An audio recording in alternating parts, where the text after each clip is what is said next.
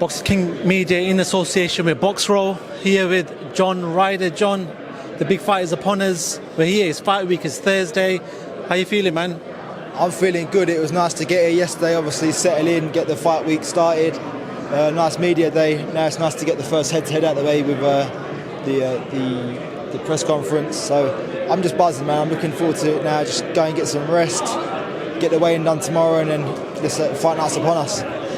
Listen, I want to rewind it a couple of years ago when you fought Callum Smith, and that night I can remember all over social media, you know, there was people picking yourself, people picking Callum. I think a lot of people were talking about you winning that fight. But since then, mentally, how have you got over that? Because in your head, you know, I saw the post-fight interviews and you thought you won it.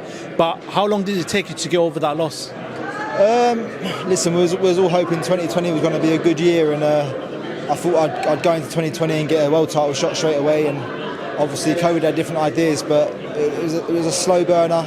Got out in December of 2020 in Miami on the Golovkin undercard, which was nice. Ticked the box. Wasn't much more active in 2021, but I got out in September. Got 6 rounds in, and that was good. But I mean, now February 2022, we're back with a bang and a big name opponent and a fight I've really been craving for a long time. I know that you've said previously that you've offered Daniel Jacobs out in a fight, but did you ever envisage it being in your home turf in London to bring someone as big as that to your hometown? No, listen. I mean, we're very lucky that he's gracing our shores. It's a fight that I'd been more than happy to go to the States for. We don't often expect these opponents to travel, but he's done it, so it shows what he means. Well, what do you make of Daniel Jacobs? He's had them big fights with Canelo, which seems a long time ago, and Golovkin. At this present time, he just comes off a win over Ryders. What do you make of his career to date? Listen, he says about Hall of Fame. I think he's a Hall of Fame fighter already, regardless of what he goes on to do. But I feel like he's had a great career. He's obviously had his battles aside from boxing, and it's tremendous that he's battled his way back from that. But taking that respect aside, I've got to go in there and do a job Saturday night. Eddie was sort of pushing that narrative where I think you've said in an interview in the past where whoever loses, this is it for him. But looking at it now, you're only 33 years old. Do you feel like, even though, and I don't like to say this to fighters, but if you lost that, this isn't over for you? Yeah, I just feel like now I've got a partner and 2 children. How long can I keep putting them through this? Dropping down the levels again. I'm not boxing as active as I'd like to be, so it'd be nice to be out 2-3 times a year, and it's been slow the last couple of years. So I just feel for the sake of my family and myself. I mean, obviously I'm desperate to win Saturday night. I don't want to retire at the age of 33 years young. I still feel I've got a lot of good days left in this game, so that's why I've got to put all on the line Saturday night and come away victorious. You spoke about him coming here. Do you have that ambition of you flying out over there and fighting on, even headlining in a big card in the States? Yeah, I mean, I'd love to. I was lucky enough to be on his undercard when he fought Canelo. Obviously, I boxed in Miami again in 2020. So I love going to the States. I love the big fight feel out there. So that's what I'm saying. I would have been more than happy to go to New York and fight Daniel Jacobs in his backyard, but instead he's obliged to come to mine. You spoke about a few fighters on there, including Canelo and everything else, but at this present time, your name gets linked with a lot of people, especially with Canelo having all the belts and everything else. But what's the ambition for yourself? You beat Daniel Jacobs on Saturday night. Where do you want to go ahead with this? I just want to achieve my dreams and be a world champion. I've got to do a good job on Daniel Jacobs Saturday night, get a good win, and really kick on my own career. Regardless of what Canelo's doing, there's still big fights in the super middleweight division, other former champions. So listen, I mean, once we know what Canelo's doing, it's a good thing, but there's still big fights to be had.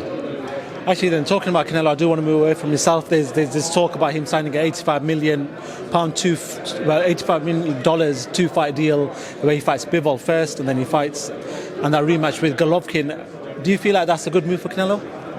Yeah, I think why not?